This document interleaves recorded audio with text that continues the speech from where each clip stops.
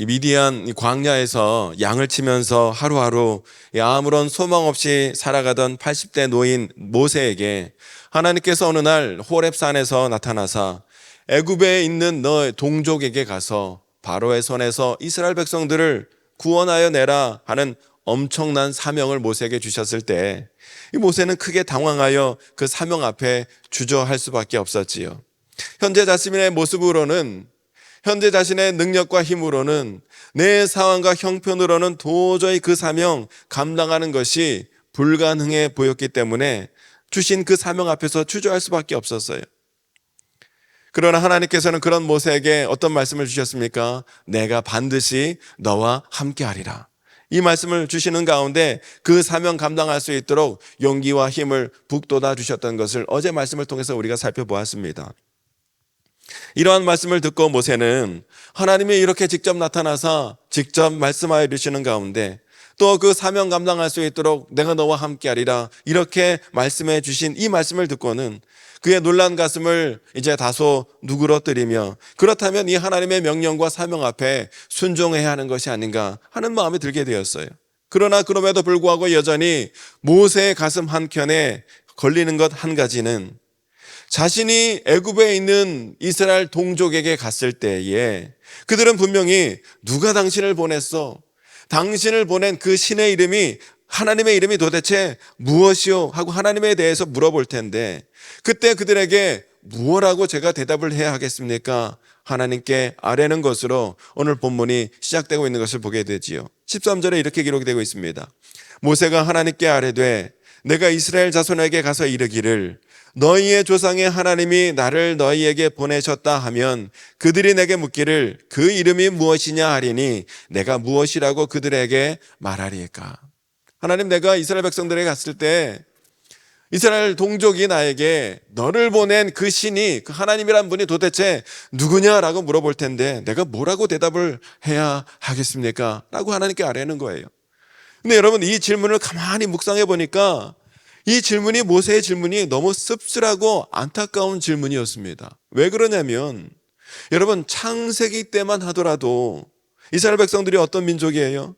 그들의 조상 아브라함의 하나님, 이삭의 하나님, 야곱의 하나님을 믿고 섬기는 가운데 하나님이 어떤 분이신지, 하나님의 능력이 얼마나 크고 놀라운지, 하나님이 얼마나 신실한 은혜를 베풀어 주시는 분인지 그 누구보다, 어떤 민족보다 강하게 경험하는 가운데 하나님을 잘 알며 믿음의 경중은 때에 따라 있었다 할지라도 하나님을 늘 믿고 섬기는 삶이 그들의 신앙이었고 그들의 신앙이 곧 그들의 삶인 그런 삶을 살아간 것이 이스라엘 민족이었어요. 그들의 삶이 신앙이고 신앙이 믿음인 삶을 살았단 말입니다. 그런데 여러분, 요셉 이후에 이스라엘 백성들이 애굽 땅에서 430년 동안 생활하는 가운데 그 신앙이 어떻게 되었습니까? 430년 동안 이스라엘 백성들이 애굽에서 노예로 살아가는 동안 그들의 그 모든 신앙 다 까먹게 되었다는 거예요. 하나님이 누구인지 다 까먹게 된 거예요. 하나님이 누구이신지, 하나님이 어떤 분인지, 이스라엘을 지금 구원하겠다고 모세를 보내신 하나님이 도대체 누구인지 전혀 하나님을 알지도 못하고 하나님을 경험하지 못한 영적 무지의 상태에 이스라엘 백성들이 지금 빠져 있었더라는 거예요. 그래서 하나님이 누구냐는 거예요. 하나님을 전혀 모르는 세대가 되어버렸어요. 믿음이 끊어져 있는 세대가 되어 있는 이스라엘 백성들의 안타까운 모습을 보게 되는 거예요. 그런 의미에서 여러분, 오늘 새벽에 우리가, 저와 여러분들이 정말 우리의 마음을 쏟으며 기도해야 될 기도 제목은요, 우리 가정 가운데, 하나님 우리 가문 가운데 믿음의 대가 끊어지는 일이 없도록 주님 은혜 내려 주시옵소서. 우리가 기도하며 나가야 될 줄로 믿습니다.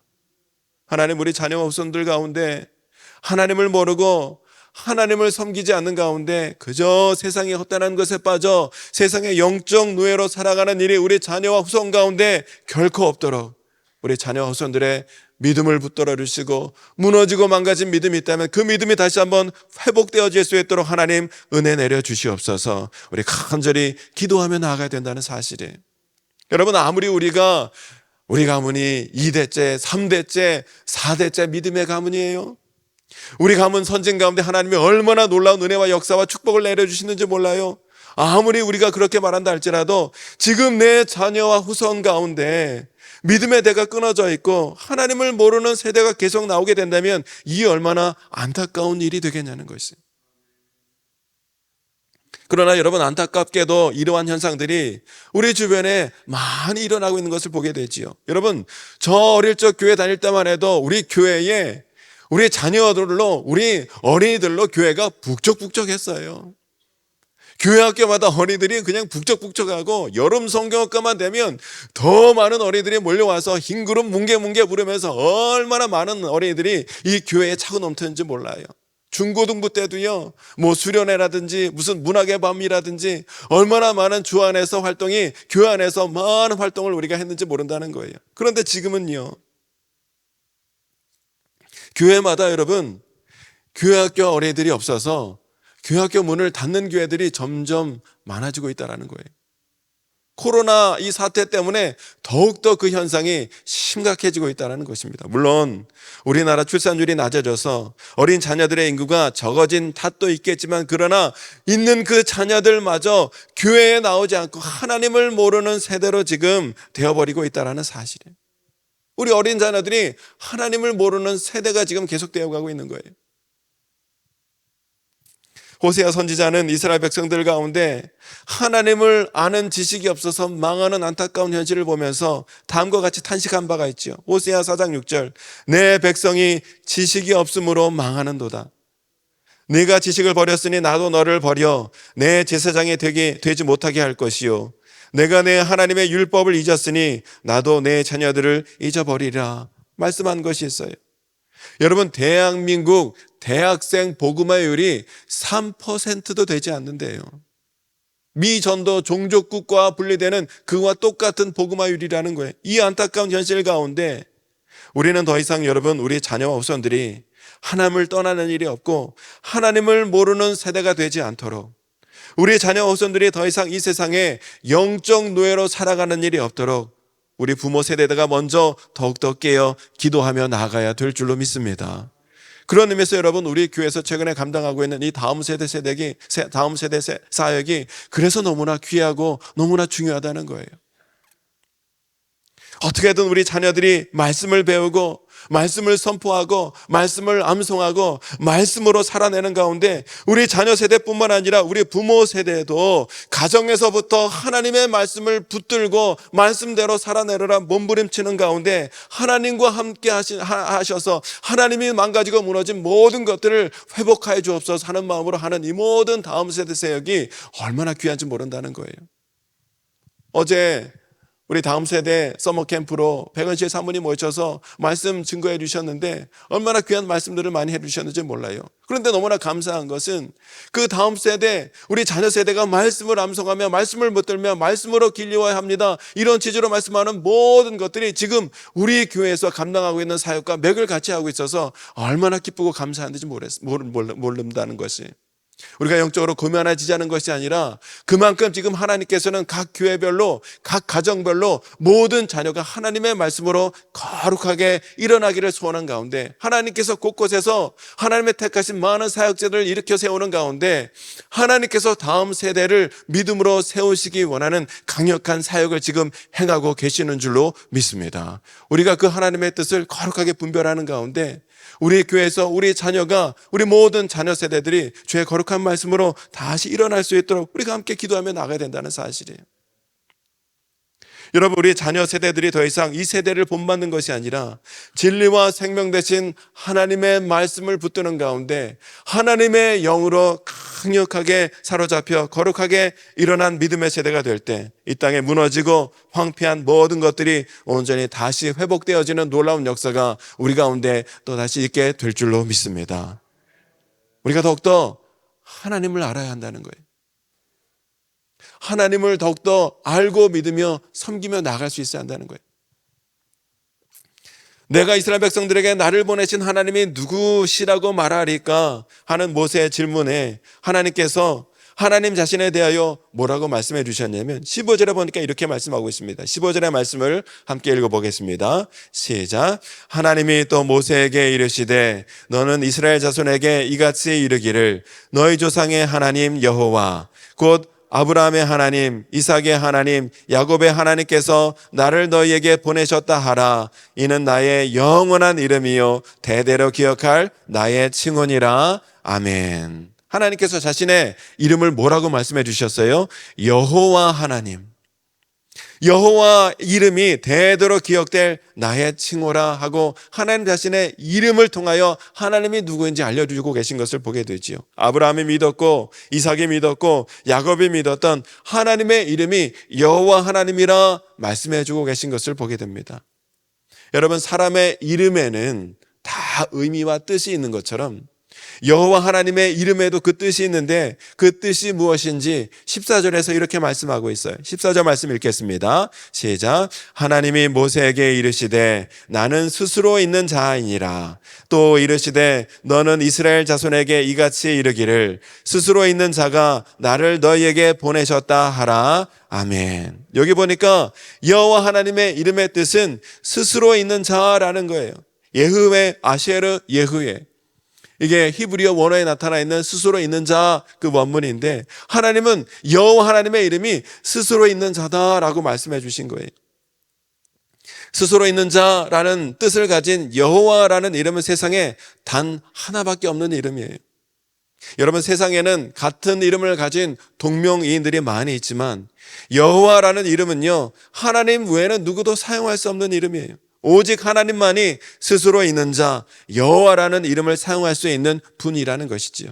그러면 여러분, 스스로 있는 자 여호와 하나님 이름 가운데 담겨있는 그 뜻이 무엇인가? 여러분, 이것을 아는 것이 우리가 너무나 중요한데, 왜냐하면 성도가 내가 믿는 하나님이 어떤 분이신지 우리가 그것을 이름을 통하여 분명히 알아야 하나님의 그 속성, 하나님의 특징, 하나님의 성품, 하나님의 하시는 일을 우리가 분명히 알아야 우리가 더욱더 하나님을 믿으며 뿐만 아니라 그 이름을, 그 하나님을 많은 사람에게 우리가 전할 수 있게 되기 때문이라는 것이죠. 첫째, 여호와라는 이름은요, 누구에 의해서 만들어진 존재가 아니라 스스로 존재하는 자존자라는 뜻이 여호와 하나님 이름 가운데 담겨 있어요. 여호와 하나님은 스스로 존재하시는 자존자 하나님이라는 거예요. 여러분, 세상에 존재하는 모든 것들은 시작이 있고 원인이 있게 마련이지만 여러분, 여호와 하나님은요, 시작도 없고 끝이 없는 분이에요. 하나님에게는 시작과 끝이 있는 것이 아니라 하나님 자체가 시작이요 끝이요 처음이요 마지막인 분이 바로 우리 하나님이라는 거예요.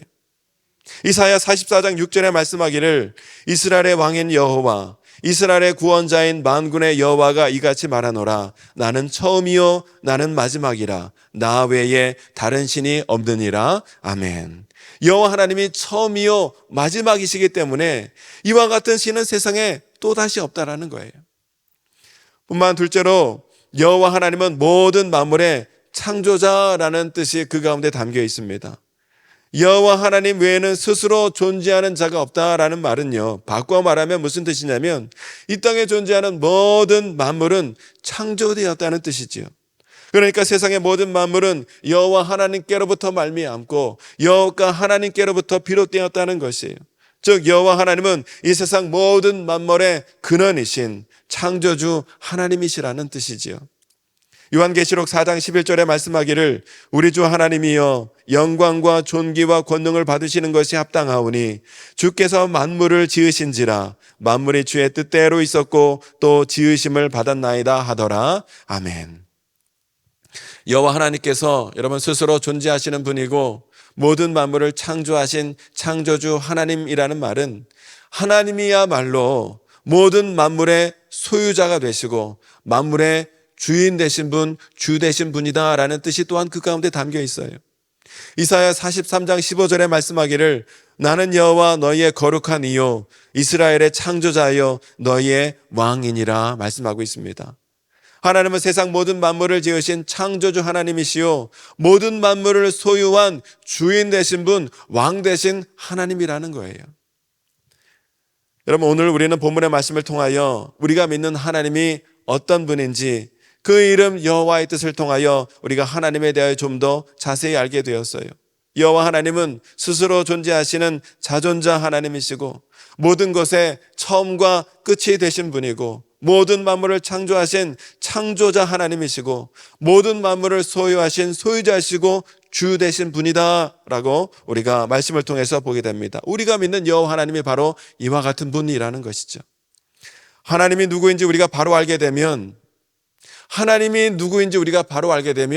우리 인간이 누구인지, 인간의 실체를 우리가 또한 바로 알게 되는 법이에요.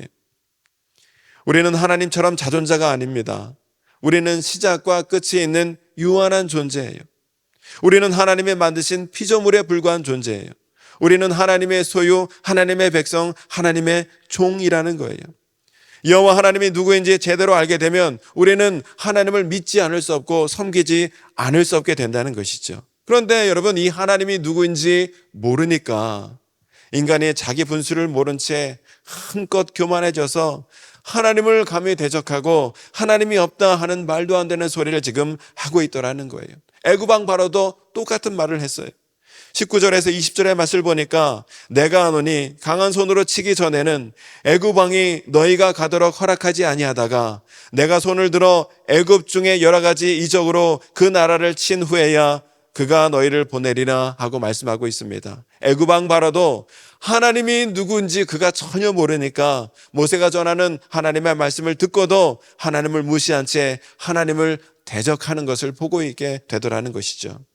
오늘날 세상 많은 사람들이 하나님을 믿지 않는 이유는 우리가 믿는 하나님이 어떤 분인지 모르기 때문에 하나님을 믿지 못하고 하나님을 거역하는 가운데, 죄 가운데 있는 것을 안타까운 마음으로 보게 됩니다. 때문에 여러분, 우리 믿음의 성도는 다시 한번 이 말씀 앞에 때를 얻든지 때를 못 얻든지 우리가 믿는 그 하나님의 이름, 하나님 예수 그리스도 그 이름을 우리가 힘써 전함으로 죽어가는 뭇 영혼이 하나님의 능력으로 말미암아, 예수 그리스도의 이름의 능력으로 말미암아 하나님의 품으로 돌아오고 생명이 살아나는 역사가 우리 가운데 있도록 모세와 같이 생명을 살리는 귀한 사명 감당할 수 있는 저와 여러분이 되어야 될 줄로 믿습니다. 오늘도 우리가 깨어 기도하는 가운데 성령으로 충만하고 말씀으로 충만하여 하나님과 함께하는 가운데, 내가 너와 반드시 함께하리라 말씀하신 하나님과 동행하는 가운데 모세처럼 많은 영혼, 죽어가는 영혼에게 찾아가 주의 이름을 귀하게 증거함으로 말미암아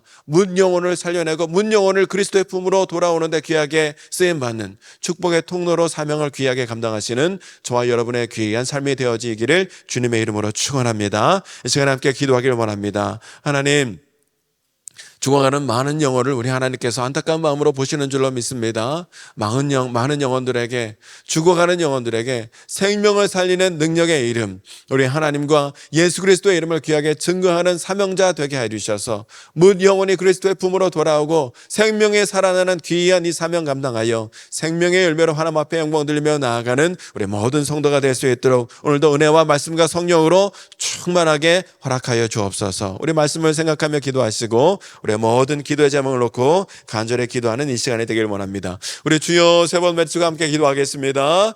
주여.